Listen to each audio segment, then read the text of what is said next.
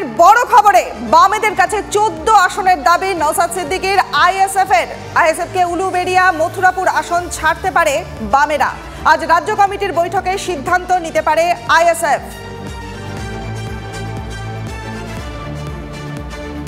এবারে নজর সন্দেশখালীর দিকে। শাহজাহানের নতুন কীর্তি ফাঁস। মাছের আমদানি এবং রপ্তানি ব্যবসায় বিপুল কালো টাকা পাচারের অভিযোগ। দ্বিতীয় ইসিআইআর করে তদন্ত শুরু করেছে ইডি।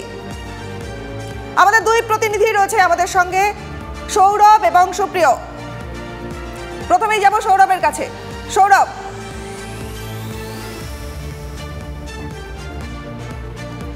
দেখো রনিপা, এই মুহূর্তে তোমাকে জানিয়ে রাখবো যে ধামাখালির আরশাদ মিয়ার যে বাজার রয়েছে সেই বাজার সংলগ্ন এলাকাতে বাড়ি রয়েছে রিন্টু মোল্লা। রিন্টু মোল্লা হচ্ছে শেখ শাহজাহানের মাছের ব্যবসা যিনি মহুরি মইদুল মোল্লা, সেই মইদুল মোল্লার শ্যালক হচ্ছে রিন্টু মোল্লা। সেই রিন্টু মোল্লার বাড়িতে এই মুহূর্তে সেন্ট্রাল ফোর্স নিয়ে ইডির তদন্ত চলছে, অভিযান চলছে। গত 5ই জানুয়ারি যে নথির খোঁজে সিআরপিএফ জওয়ানদেরকে নিয়ে ইডি আধিকারিকেরা আকুঞ্জিপাড়ায় শেখ শাহজাহানের বাড়িতে হানা দিয়েছিল, যে হানা দিতে গিয়ে হামলার মুখে পড়তে হয়েছিল ইডির আধিকারিকদের। সেই নথি সংক্রান্ত তথ্যের খোঁজেই এই মুহূর্তে রিন্টু মোল্লার বাড়িতে ইডি আধিকারিকেরা রয়েছেন বলে সূত্র মারফত খবর। দীর্ঘক্ষণ প্রায় 4 ঘন্টারও বেশি সময় ধরে এখানে তল্লাশি চালাচ্ছেন ইডি আধিকারিকেরা। রিন্টু মোল্লা মইদুল মোল্লার শ্যালক। মইদুল মোল্লা শেখ শাহজাহানের মাছের ব্যবসার হিসাব রক্ষক, অর্থাৎ মইদুল মোল্লা শেখ শাহজাহানের কটি ব্যাংক অ্যাকাউন্ট রয়েছে, মাছের ব্যবসায় কোন ধরনের টাকা আসতো, কোথায় যেত, সেই সমস্ত তথ্য কিন্তু মইদুল মোল্লার কাছে ছিল। সেই সমস্ত নথি রিন্টু মোল্লার কাছে থাকতে পারে। যেহেতু ইডি অভিযান হয়েছিল, ইডি অভিযানের পর সেই সমস্ত নথি যখন 56 দিন কিসের খোঁজে খাস এই অনুগামীদের বাড়িতে ইডির হামলা, ইডির যে হানা মানে তল্লাশি, সেটা এত বড় আকার নিয়েছে এবং হানার এই খোঁজটা কিসের? সুপ্রিয়র কাছ থেকে জানবো আমরা। সুপ্রিয় রয়েছেন আমাদের সঙ্গে। সুপ্রিয়, কি জানা যাচ্ছে যে কিসের খোঁজে ইডি পৌঁছে গেল, কি খুঁজছে তারা? মিমি, দেখো, আজকের এই যে তল্লাশি অভিযান এনফোর্সমেন্ট ডিরেক্টরেটের তরফ থেকে ইতিমধ্যেই শুরু করা হয়েছে বা ইতিমধ্যেই 4 ঘন্টারও বেশি সময় হয়ে গেছে তল্লাশি অভিযান চলছে। তা কিন্তু মূলত মাছের আমদানি রপ্তানি ব্যবসায় বেনিয়মের অভিযোগ। গত ফেব্রুয়ারি মাসে নির্দিষ্টভাবে একটি ইসিআইআর দায়ের করে তদন্ত শুরু করে কেন্দ্রীয় গোয়েন্দা সংস্থা এনফোর্সমেন্ট ডিরেক্টরেট। এবং সেই ইসিআইআর দায়ের করার পিছনে কি উদ্দেশ্য ছিল বা তদন্তকারীরা যেটা সূত্র মারফত আমরা জানতে পারছি যে মাছের এক্সপোর্ট ইম্পোর্টের আড়ালে বিপুল অঙ্কের টাকা সাইফুন করার বা বেনিয়মের অভিযোগ।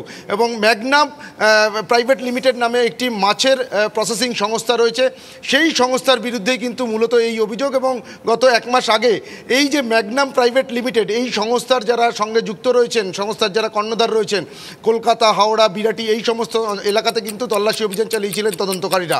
আর সেখান থেকে পাওয়া তথ্যের ভিত্তিতেই কিন্তু আজকে শেখ শাহজাহান ঘনিষ্ঠ মাছ ব্যবসায়ীদের বাড়িতে তল্লাশি অভিযান চলছে।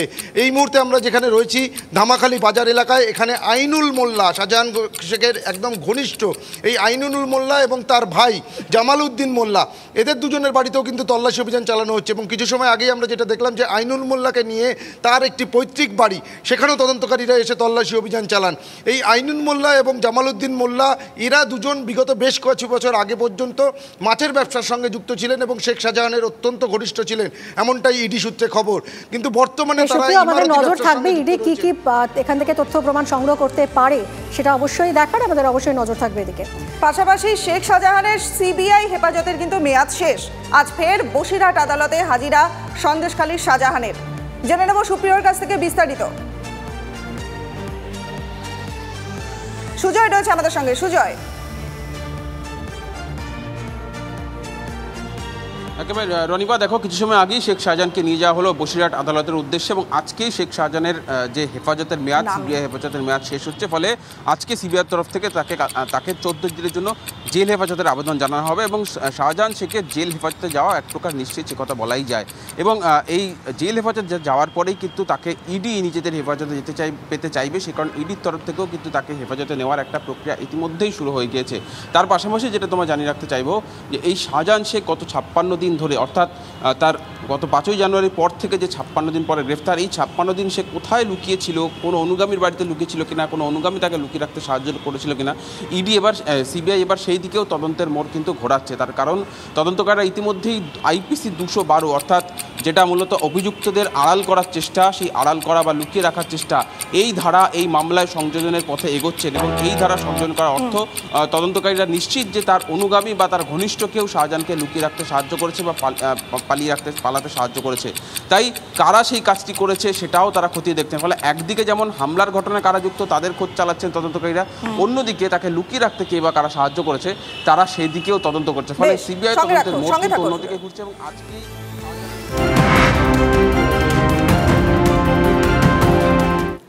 এই মুহূর্তের আরো একটা বড় খবর, রাজ্য সরকারের চুক্তিভিত্তিক কর্মীদের অবসরকালীন ভাতা বৃদ্ধি। বিভিন্ন দফতর এবং প্রকল্পের কাজের সঙ্গে যুক্ত চুক্তিভিত্তিক কর্মীদের অবসরকালীন এককালীন অনুদান বাড়িয়ে 5 লক্ষ টাকা করল রাজ্য। এপ্রিল মাস থেকেই এই বর্ধিত অনুদান কার্যকর হবে। বড় খবর এই মুহূর্তে। অন্যদিকে এবার একটু উত্তরের দিকে আমাদের নজর রাখতেই হচ্ছে, কারণ আজ ময়নাগুড়িতে সভা করবেন অভিষেক বন্দ্যোপাধ্যায়। আজ থেকেই বলা যায় লোকসভা ভোটের প্রচারে একেবারে তৃণমূলের সেকেন্ড ইন কমান্ড কোমরপথে নেমে পড়ছেন। সভায় 1 লক্ষ সমর্থকের জমায়েত হবে, এরকমই দাবি তৃণমূলের। কথা বলবো প্রসেনজিৎ চৌধুরী আমাদের প্রতিনিধির সঙ্গে। প্রসেনজিৎ, এই জলপাইগুড়ি লোকসভা কেন্দ্রটা এই মুহূর্তে রয়েছে বিজেপির দখলে এবং এই আসন পুনরুদ্ধারে তৃণমূল একেবারে মরিয়া। আজ অভিষেক বন্দ্যোপাধ্যায়ের বক্তব্যে কি এই বিষয় কি উঠে আসতে পারে? বিশেষত চা বলার জন্য কি কোনো বার্তা দিতে পারেন তিনি? দেখো, প্রথমত বলি যে রাজ্য জুড়ে অভিষেকের সফর শুরু হচ্ছে এবং তার জন্য বেছে নেওয়া হয়েছে ময়নাগুড়ি। এই ময়নাগুড়ি সফরকে সামনে রেখে এরপর টানা বিভিন্ন লোকসভা আসনে অভিষেক প্রচার চালাবেন। কেন ময়নাগুড়িকে বেছে নেওয়া হলো? কারণ সেই উত্তরবঙ্গ বিজেপির পদ্মগড়।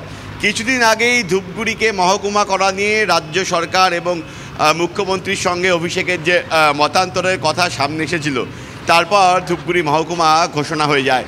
সেই ধূপগুড়ির ঠিক পাশের জায়গা, পাশের শহর ময়নাগুড়ি। উত্তরবঙ্গের রাজবংশী বলয় এই জলপাইগুড়ি আসন, তার পাশাপাশি আলিপুরদুয়ার আসন, দার্জিলিং আসনের যিনি প্রার্থী তারা থাকছেন এবং চেষ্টা করা হচ্ছে যে এই বিজেপির পদ্মগড় থেকে যদি এই কিছু আসনকে ছিনিয়ে নেওয়া যায়, যদি বিজেপিকে রাজ্য থেকে দুর্বল করা যায়। গত কয়েকদিন ধরে মুখ্যমন্ত্রী সিএএ নিয়ে সুর চড়াচ্ছেন। আজ অভিষেক এই সভামঞ্চ থেকে সিএএ নিয়ে কিছু বলেন কিনা সেদিকেও নজর থাকবে। চা বলয়, রাজবংশী বলয়, সেই এলাকায় রাজবংশী এবং আদিবাসীদের উদ্দেশ্যে অভিষেক ঠিক কী বার্তা দেন সারাদিন নিঃসন্দেহে সেদিকে নজর থাকবে আমাদের। ফলে সব মিলিয়ে কিন্তু এখন সাজো সাজো রব, কারণ 1 লক্ষ মানুষের সমাবেশ টার্গেট রাখা হয়েছে দলের তরফে। উত্তরের 4 জেলার দলীয় প্রার্থীরা ছাড়াও কর্মী সমর্থকরা এই সভামঞ্চে কিন্তু হাজির থাকবেন। আজকের এই সভা মঞ্চ থেকে কতটা জনগর্জন শোনা যায় সেদিকে অবশ্যই তো নজর থাকবে।